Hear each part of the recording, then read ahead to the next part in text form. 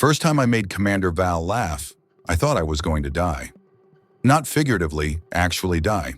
Because when a 7-foot-tall alien warrior queen with gunmetal skin and eyes like molten copper throws her head back and laughs in the middle of her war council, every armed guard in the crystalline hall reaches for their weapons. I've been standing at attention for 3 hours. My right knee was screaming, the kind of deep grinding ache that starts in the joint and radiates up your thigh like someone's tightening a vice with every heartbeat. Rheumatoid arthritis doesn't care if you're representing Earth at the most important diplomatic posting in human history.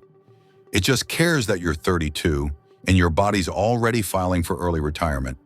So when Valix asked me in front of 40 Zenithari nobles dripping with chromatic jewels that shifted color with their moods why I hadn't moved from my post in 3 hours, I said the first thing that came to mind? My rheumatism. Your radiance acts up in the cold. Makes me the perfect guard though. Can't chase anyone if they run. So I've gotten very good at shooting first. Dead silence. Then she laughed. Full-throated, genuine. The kind that echoed off the vaulted ceiling where lights swam like phosphorescent fish. Every noble's jewelry flared bright orange. Shock! Maybe outrage. I couldn't tell yet. I was still learning the color codes. A human who jokes about his weakness, Valix said, wiping one large eye. How refreshing. Tell me, little soldier, are all your kind so entertained by their own deterioration? The nobles tittered, polite cutting, the kind of laughter that draws blood. I kept my face neutral. We find it beats crying your radiance. More laughter, hers specifically. The noble's gems turned yellow-green. Uncertainty. She was off script and they didn't know how to react. I like this one, Valix announced, turning back to her council. He will attend tonight's feast. I wish to be amused further. That's how I became the court jester without auditioning for the role. My name's Ryan Moss, Sergeant formerly Earth Defense Coalition. I'd done 2 tours on Kepler 442b before the peace accords. Seen action in 3 major engagements. Took shrapnel in my shoulder that still sets off metal detectors. When the diplomatic corps needed military attachés for the Zenithari homeworld, I volunteered. Seemed better than a desk job on Luna Station. Nobody mentioned I'd be spending most of my time as entertainment for an alien aristocracy that viewed humanity the way Victorian nobles viewed trained monkeys. The Zenithari were beautiful, I'll give them that. Tall, sleek, with skin that ranged from silver to deep charcoal, and those burning eyes, copper, gold, sometimes platinum. Their palace wasn't a building, it was a living thing grown from some kind of bioluminescent crystal that pulsed with light, responding to movement, sound, emotion. Walk down a hallway and the walls would glow brighter. Whisper a secret and they dimmed in near darkness. It was like living inside a mood ring the size of a city. Valix was their supreme commander. Not a queen exactly. The Zenithari didn't do monarchies, but she'd led their fleets for 20 years. Won every major conflict, and when she spoke, even the High Council shut up and listened. She was power incarnate, wrapped in flowing armor that looked like liquid mercury and moved like silk, and apparently I was her new favorite toy. The feast was worse than the council. At least during official business, people pretended to ignore me.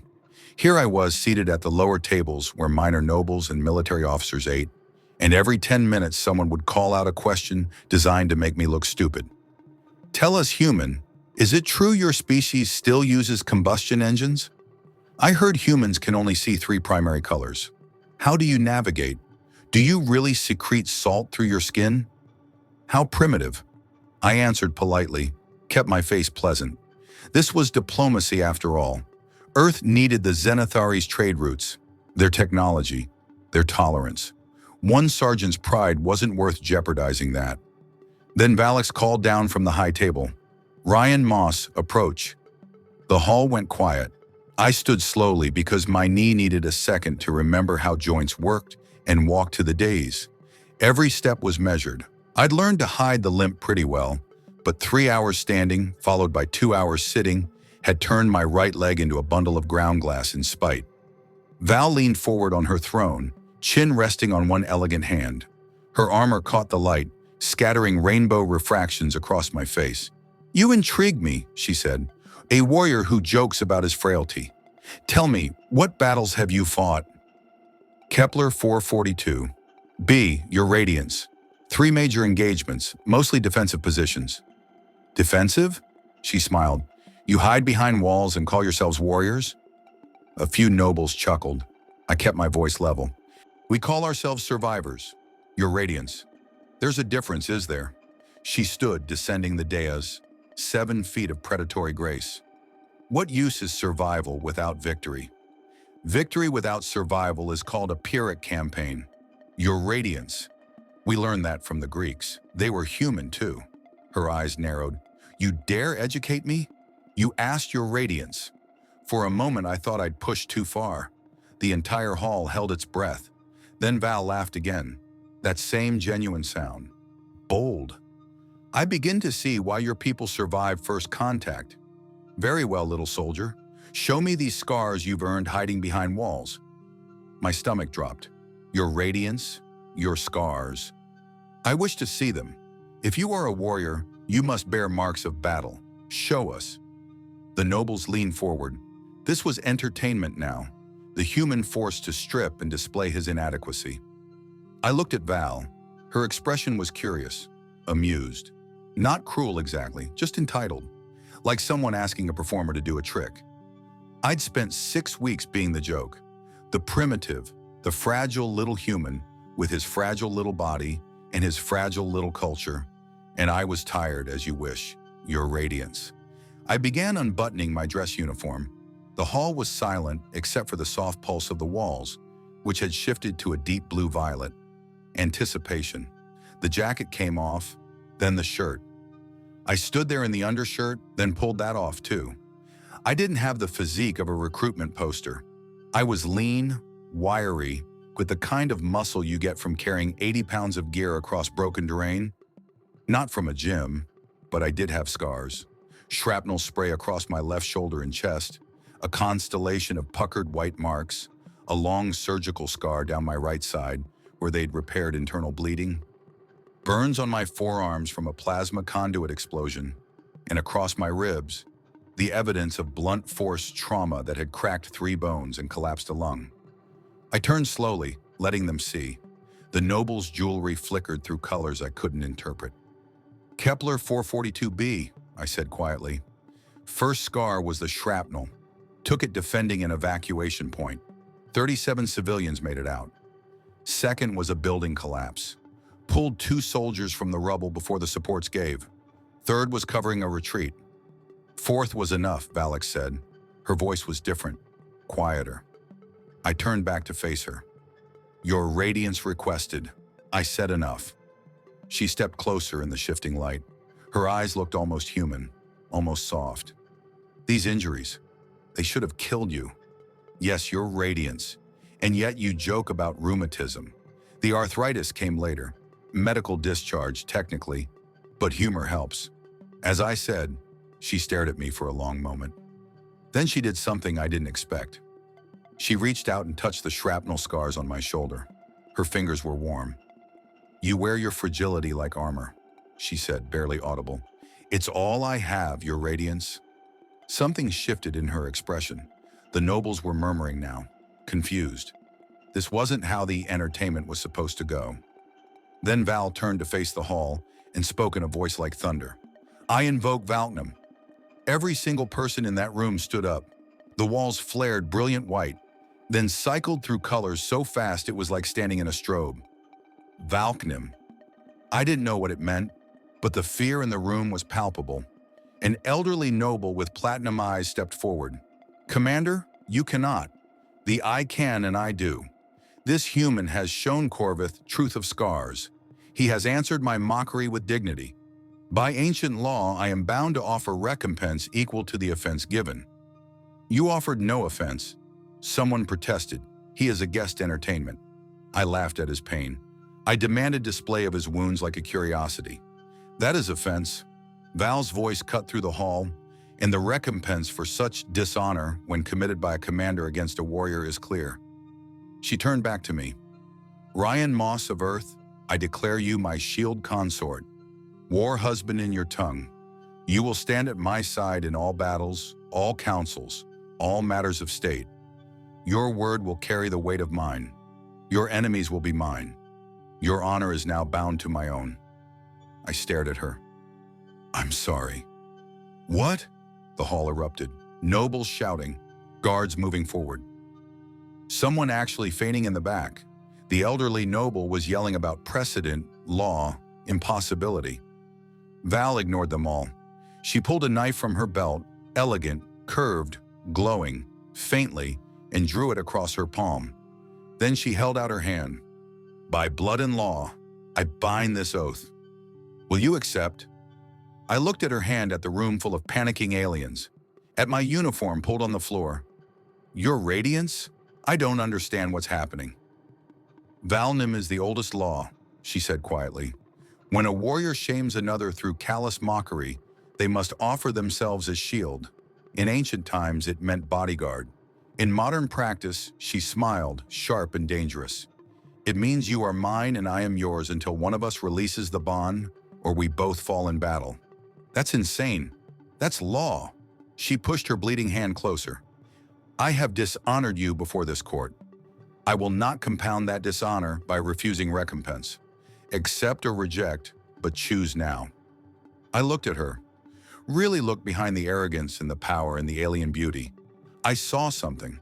I recognized someone who'd spent her entire life being what everyone expected. Someone who just realized she'd been cruel without meaning to be. Someone who was trying in the most dramatic way possible to make it right. And I was so tired of being the joke. I took her hand. Her blood was warm, almost hot, and where it touched my skin, it tingled like electricity. "I accept your radiance." The walls exploded into golden light. Val pulled me close and pressed her forehead to mine, some kind of ceremonial gesture. I could feel her breath on my face. "You may regret this, little soldier," she whispered. "Already do your radiance." She laughed soft and genuine. "Good, so do I." The next 3 days were chaos. Apparently, Shield consort, war husband, whatever you wanted to call it, came with actual legal authority, not theoretical. Actual. I woke up in guest quarters twice the size of my old apartment to find a staff of attendants waiting to dress me in armor. Real armor, the kind Zenithari officers wore, tailored to my dimensions and bearing Valak's personal crest. I also woke up to 17 official complaints filed by nobles, 4 challenges to combat that Valak's dismissed with extreme prejudice, and 1 very uncomfortable conversation with Earth's diplomatic, who wanted to know what the hell I'd done and could I please undo it. "It's binding," I told him. "Some kind of ancient honor law. I can't just walk it back." "You're a sergeant, Moss. You're not qualified for this. Nobody's qualified for this." I don't think she expected me to accept, but I had. And now I was legally bound to the most powerful military commander in Zenithari space, with responsibilities I didn't understand and enemies I hadn't met yet. Valak summoned me on the 3rd day, not to the throne room, to her private chambers. They were surprisingly sparse. I'd expected opulence, but instead I found tactical maps covering the walls, weapons mounted like art, and a viewport overlooking the capital city that glittered like a circuit board made of stars. She was standing at the viewport out of armor for the first time I'd seen. She wore simple clothes, dark and fitted, and without the regalia she looked tired. "Your radiance," I said, stopping at what I hoped was a respectful distance. "Val, when we're alone, you'll call me Val." "That seems inappropriate. You're my war husband. Formality at this point is theater." She turned to face me. "Come here." I walked over. My knee was having a good day, which meant it only felt like a mild stabbing instead of active torture. "I owe you an apology," she said. "You invoked an ancient law and bound yourself to me. I think that counts." "No." She looked away. "I owe you an apology for not seeing you, for treating you like entertainment, for laughing at pain I didn't understand." I didn't know what to say to that. "I was raised in the palace," she continued, "trained in strategy, combat, leadership. I've commanded fleets, won wars, but I've never," she paused, "I've never been wounded." "Not really. Zenithari healing is advanced. We don't scar. We don't carry our battles on our skin the way you do. You've never been hurt in combat. I've been injured but healed fully within hours. She touched her side absently. I took a plasma bolt here in the Wreath campaign. By the next day, there was nothing. No mark, no reminder. I understood suddenly. You've never had to live with it. No, she looked at me. When you showed those scars, spoke of them like old friends, I realized I'd been mocking something I couldn't comprehend. Pain that becomes part of you. Weakness that makes you stronger. I've spent my life believing strength meant never breaking. Strength means breaking and getting back up. I said, anyone can be strong when they're whole. The real test is what you do when you're not. She smiled, sad and small. You see, this is why I invoked Valcom. You're wiser than half my council, and you've been here 6 weeks. I'm really not. You are. And now you're stuck with me until one of us dies or formally releases the bond. She turned back to the viewport. I'm told you've been receiving death threats. 3, 4? If you count the one written in what I think was blood. The nobility fear change. A human shield consort disrupts the social order. I'm beginning to see that. They'll try to remove you politically if possible. Otherwise, she trailed off. Otherwise, they'll try to kill me.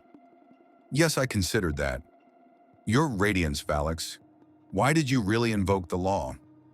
You could have apologized privately, given me a promotion, a medal, sent me home with a nice story.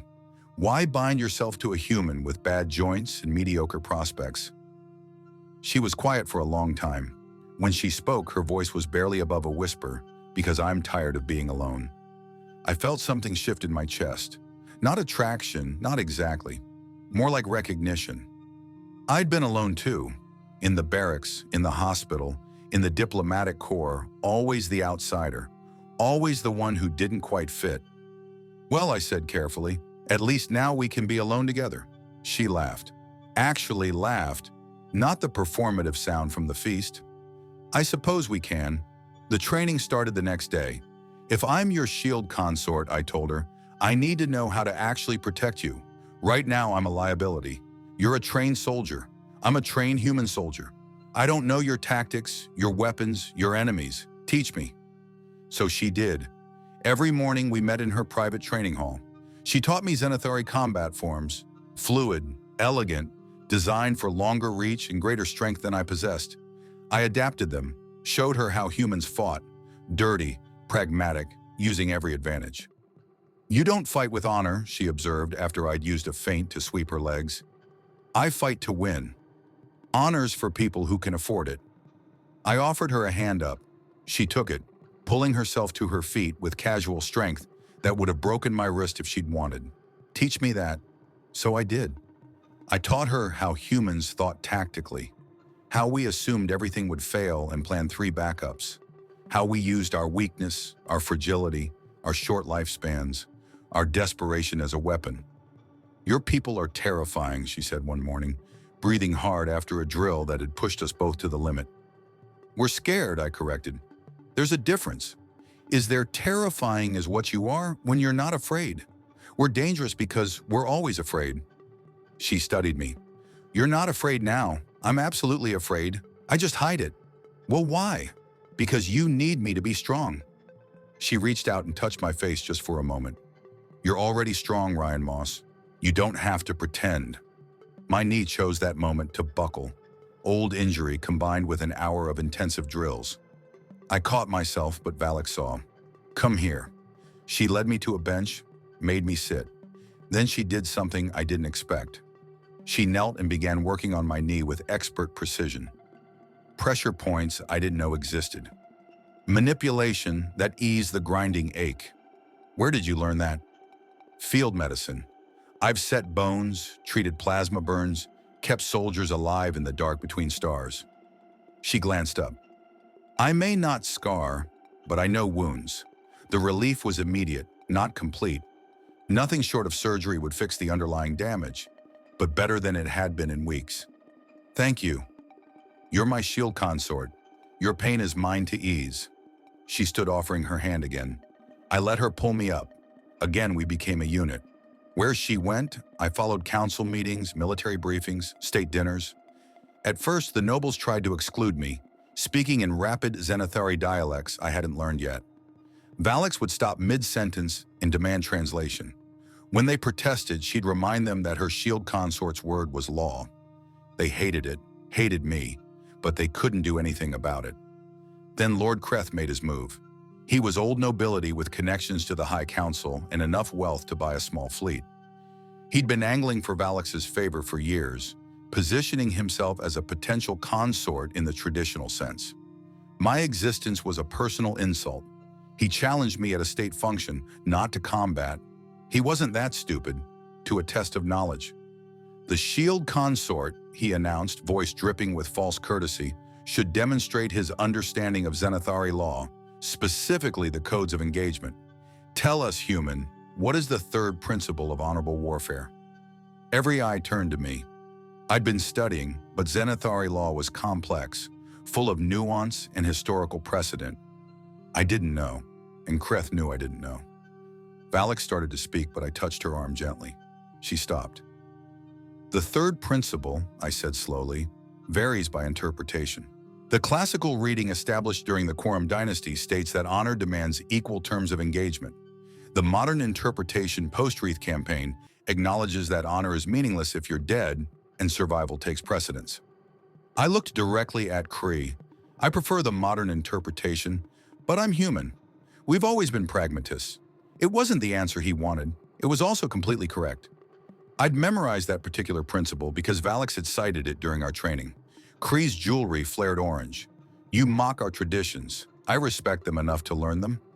How many humans have you studied, Lord Kreth? Can you name 3 Earth military campaigns? Quote, 1 human philosopher. Or do you simply assume your ignorance is superior to my education? The room went dead silent. You could hear the walls pulse. Kree's face darkened. You dare. I dare because I am shield consort to the Supreme Commander, and my word carries her authority. Which, this isn't about knowledge, Lord Kreth. This is about power. You had it, I threaten it, and you're trying to embarrass me to diminish her. Step closer. It won't work. Try again, and I'll invoke Kishvara. I had no idea what Kishvara was. I'd heard it in a briefing and filed it away. Apparently it was something bad because I actually stepped back. Valix's hand found my shoulder, a silent gesture of support. This matter is concluded, she said quietly. Lord Kreth, you will retire from this function. Now he left. The party continued, and I became in that moment something more than a curiosity. I became a threat. That night, Valix and I stood on her balcony looking out over the city. Kishvara, she said, do you even know what that is? Not remotely, she laughed. It's a duel to the death with no quarter given or asked. It can only be invoked for grievous personal insult. Ah, so I threatened to murder him publicly and legally. Yes, that explains his face. She turned to me, and in the soft light of the city, she looked almost human. You're playing a dangerous game, Ryan. So are you. At least I knew what I was getting into. Did you? No, I admitted, but I'm learning. She was quiet for a moment then. The court is planning something. I can feel it. They won't accept you, and they'll move against us both if given the chance. Let them come. You're not invincible. Neither are you. That's why we're stronger together. She smiled. When did you become wise? I'm not wise. I'm stubborn. There's a difference. Is there? I thought about the scars on my chest, the pain in my knee, the years of fighting, surviving, enduring. Yeah, there is. Wisdom is knowing when to quit. Stubbornness is refusing to learn. Which are you? I looked at her, at this impossible woman who'd bound herself to me on a point of honor, who'd given me authority I didn't deserve, who trained with me and laughed with me and trusted me with her truth. I'm stubborn, I said, but I'm learning. She kissed me then, just once, soft and careful, like she was afraid I'd break. When she pulled back, I was grinning. What? She asked. Just thinking about the report I'll have to file. Dear Earth Command, successfully integrated into Xanathari culture, currently engaged in romantic entanglement with Supreme Military Commander. Please advise. She laughed so hard she had to sit down. The attack came 3 days later. Not on Val. They weren't that bold. On me. A carefully orchestrated accident during a military inspection. Equipment failure, a falling cargo container, tragically unavoidable, except I'd been expecting it. Had been watching for it since Kree's public humiliation. I moved before the container released, grabbing Val and pulling her clear. The container hit where we'd been standing, with enough force to crack the deck plating. In the chaos that followed, I saw him, a junior officer, panicking, running. I grabbed a sidearm from a nearby guard and fired. Not to kill, to disable. The shot took him in the leg. He went down screaming. I was on him before anyone else moved. Knee on his back, weapon to his head. "Who paid you?" He babbled. Names, amounts, promises. It all led back to Kree and 3 other nobles. A conspiracy to remove the human shield consort and restore proper order. Valak stood over us, her face cold. "Bring them," she said to her guards. "All of them." Now the trial was public, traditional, and brutal. Kree and his co-conspirators stood before the assembled court while evidence was presented. Messages, payments, the testimony of the junior officer who'd rigged the accident. "You attempted to murder my shield consort," Val said, her voice carrying through the hall. "In doing so, you attacked me. What is the penalty for such treason?" The High Council member who spoke looked 1,000 years old. "Death or exile, Commander, by your word." Valak looked at them, then at me. "Ryan, your word carries mine. What is your judgment?" Every eye in the room turned to me. I stood, walked forward, and looked CF in the eye. "Exile," I said. "All of them. Strip them of titles, lands, wealth. Send them to the frontier colonies where they'll learn what it means to actually work." I paused. "And if any of them return to the capital before their sentence is served, then we discuss death." Kree's face twisted. "Mercy from a human. How humiliating." "Not mercy," I said. "Practicality. Kill you and you become martyrs. Exile you and you become cautionary tales." I leaned closer. "Besides, I want you to live a long time thinking about how you were beaten by a human with rheumatism." Valak's laughter echoed through the hall. The sentence was carried out the next day. Kree and his conspirators were shipped off-world, and the court learned a valuable lesson. The human shield consort was not to be trifled with. That night, Val and I returned to her chambers. She was exhausted, the weight of command pressing down on her shoulders. "You showed them mercy," she said, sitting on the edge of her bed. "I showed them pragmatism. You showed them who you are." She looked up at me. "Thank you." I sat beside her. My knee was killing me, but I didn't care. For what? For seeing me. For standing with me. For being what I needed when I didn't know I needed it. I took her hand. "You invoked Valnam for me. You gave me authority, respect, a place I didn't deserve. This is the least I could do." "You deserved it," she said fiercely. "From the moment you joked about your pain and refused to be diminished, you deserved it." We sat in silence for a while. Then I said, "So, War Husband, is there a manual for this, or am I making it up as I go?" She smiled. "Traditionally, the shield consort remains until the bond is dissolved or death parts you." "How long does that usually take?" "Historically, a few months. Political arrangements mostly. Once the point is made, both parties release the bond and move on. And in our case," she looked at me, really looked the way she had when I'd shown my scars. "I don't want to release you." "Good," I said, "because I'm too stubborn to leave." She kissed me again, longer this time, deeper, full of promise and uncertainty and the strange comfort of finding someone who understood. When we broke apart, she was smiling. "Your rheumatism, does it really hurt, or was that part of the joke?" "Oh, it's real. Hurts like hell most days." "Then we'll find you better treatment." "Zenithari medical technology can't fix genetic autoimmune disorders," I finished. "Trust me, I checked, but I appreciate the thought." She frowned. "So you'll live with pain. I've lived with it this long. What's a few more decades?" I squeezed her hand. "Besides, it makes me memorable. How many shield consorts can say they defended the Supreme Commander with arthritis?" She laughed. "That wonderful, genuine sound. Only you." "Exactly, I'm unique." You're stuck with me now. I suppose I am.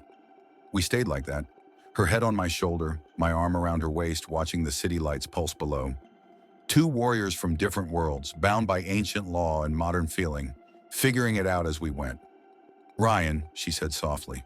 Yeah, thank you for accepting, for staying, for being stubborn. I kissed the top of her head. Thank you for laughing, even if it was at my expense. Especially because it was at your expense, she said. Best decision I ever made. The weeks that followed were different, calmer. The court had seen what happened to those who challenged us, and most of the nobility decided to simply accept the new reality. The human shield consort was here to stay. I continued training with Valix, learning her strategies while teaching her mine. We became a true partnership, her strength and my pragmatism, her authority and my fresh perspective. In council meetings, I'd catch things she missed. In tactical briefings, she'd see solutions I couldn't. We made each other better. And slowly, carefully, what had started as legal obligation became something else, something neither of us had expected. One morning, 3 months after the feast, Valix found me on her balcony, watching the sunrise paint the city in shades of copper and gold. You're up early, she said, joining me, knees acting up. Couldn't sleep. She immediately moved to help, but I waved her off. It's fine. I'm used to it. You shouldn't have to be used to it. Part of being human. We break, we hurt, we keep going anyway. I glanced at her. You've seen enough of it by now. I have. She leaned on the railing beside me. Do you regret it? Accepting the bond? I thought about it. Really? Thought. 3 months of political intrigue, assassination attempts, culture shock, and constantly being the outsider. No, I said not even a little. Even though I'm difficult, demanding, and occasionally terrifying, especially because of that keeps life interesting. She smiled. You're impossible, I'm stubborn. We've established this. We have. She was quiet for a moment. The bond. If you wanted, we could dissolve it. The point has been made. The court accepts you. You could return to Earth, resume your career. No. She blinked. No. I'm not leaving. Not unless you want me to. I don't. Then I'm staying. I turned to face her fully. Val, I came to this planet expecting a boring diplomatic post. Instead, I found a partner. Someone who sees me, challenges me, makes me want to be better. You think I'm walking away from that? Her eyes were bright. Even with the pain, the politics, the danger, especially with those things, they mean it matters. We matter. She kissed me then, there on the balcony with the sun rising and the city waking below. When we broke apart, we were both grinning like idiots. Your radiance, I said formally. I believe I'm going to need a raise. She laughed. Why? Because dating the Supreme Commander is expensive. Do you know what these formal uniforms cost? You're terrible. I'm practical and my rheumatism is still acting up, so you're going to have to carry me back to bed. She raised an eyebrow. Are you seriously completely serious? Shield consort privilege. Look it up. There's no such thing. Then we're making it a thing. Come on, your radiance. Don't make a crippled human walk. She picked me up like I weighed nothing, which was probably close to true by her standards. You're insufferable. You invoked Valcom. Your problem now. She carried me back inside, both of us laughing. And somewhere in the palace, I knew the court was waking up to another day of the human shield consort doing the impossible, making their supreme commander happy. I'd come to this world as a joke, a curiosity, entertainment for bored nobility. I'd been mocked, challenged, nearly killed. And I'd found home, not despite my weakness because of it, because I'd learned that strength isn't about never breaking. It's about breaking and healing and breaking again and still choosing to stand. My rheumatism would never go away. The pain would always be there, but so would she, and that made it worth it. Every single ache,